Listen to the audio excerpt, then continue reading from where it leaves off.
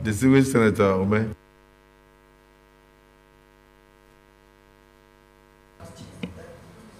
Thank you, Mr. President.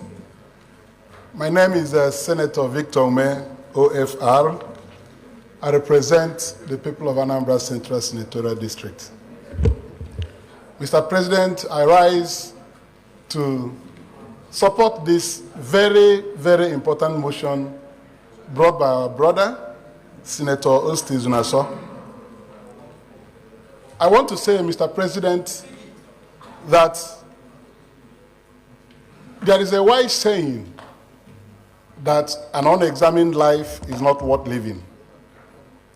This country has proceeded with all manners of infractions without investigations being conducted on the affairs of some agencies of government and organizations which have tended to cripple this country.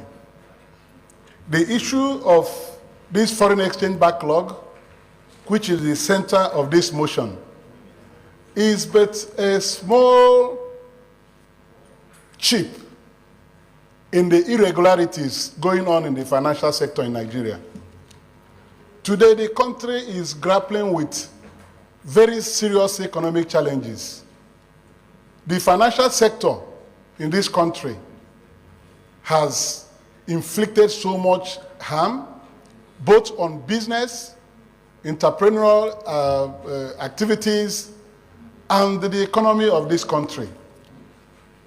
The CBN, from this motion, thanks to the new governor of the central bank, Mr. Cardoso, who has decided to speak out, and we heard him loud and clear on this very subject, where backlog of about $7 million as also carried in this motion paper, $2.4 billion were invalid claims.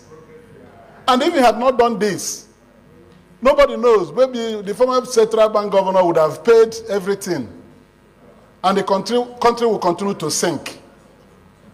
I think that this motion is direct on point, and I believe that the Cbn'S bank examination department has failed this country over the years. I remember in 2018, in the 8th Senate, where illicit charges on customers was brought by Senator Gbenga Shafa to the Senate. Overcharges, all kinds of bills are debited on the accounts of customers. Nobody will ever challenge them. And the bank examination department sometimes will go to the branches of these banks, sit for 1 week or 2 weeks, and give them clean reports and go away. They will be settled. We debated it and we argued it and condemned it, but it has not ended. Today, the bank will lend you money and come with all manners of charges, management fee, notification fee, all manners of things. The regulator, which is the CBN, ought to follow this line the CBN governor has come up with. Banks should be held very, very accountable. I'm happy that last week I told the mover of this motion, who is also the chairman of the Senate Committee on Capital Markets, I told him that so many things have been swept under the carpet in this country. We are aware that sometime between 2007 and 2009, there was a gale of public offers sanctioned by the Nigerian Stock Exchange. A lot of Nigerians were ripped off in that exercise.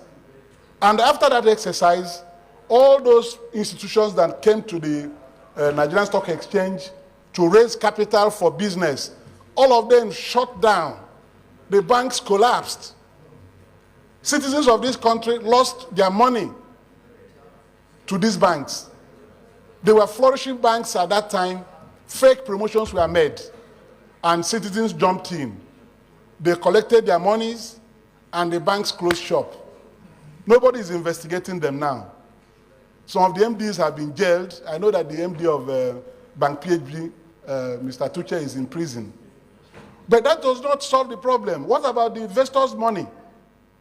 The citizens put their monies down, and they got nothing in return. So this one, I support an immediate investigation, because that will bring a lot of revelations. I'm happy that some moves are being made around now, so that with the ongoing investigation of the former governor of the CBN, things we didn't know, we are beginning to see them. So this investigation is very timely to help us save this economy. The foreign exchange regime in Nigeria has been at the center of the economic crisis we have. Round tripping. You give somebody $2 million, he will not use it for anything. He will make marginal profit of sometimes 200 naira, 200 naira, 300 naira. Now that the dollar is 1,400 and something naira, you know what it means to hoard $6 billion. The foreign exchange market is not funded. Banks are returning these monies, creating artificial scarcity in the system. And the citizens are choking. The economy is choking. We are all choking. So let's go to the root of this and take very hard actions that will make it a very unfashionable for any bank to engage in this type of sabotage, because this is clear sabotage of the economy. So I support it, and I believe that our colleagues will support it. During the investigation, even if it involves public hearing, I will appear in all the public hearings. We need to hear what is happening to Nigeria's economy. Thank you very much.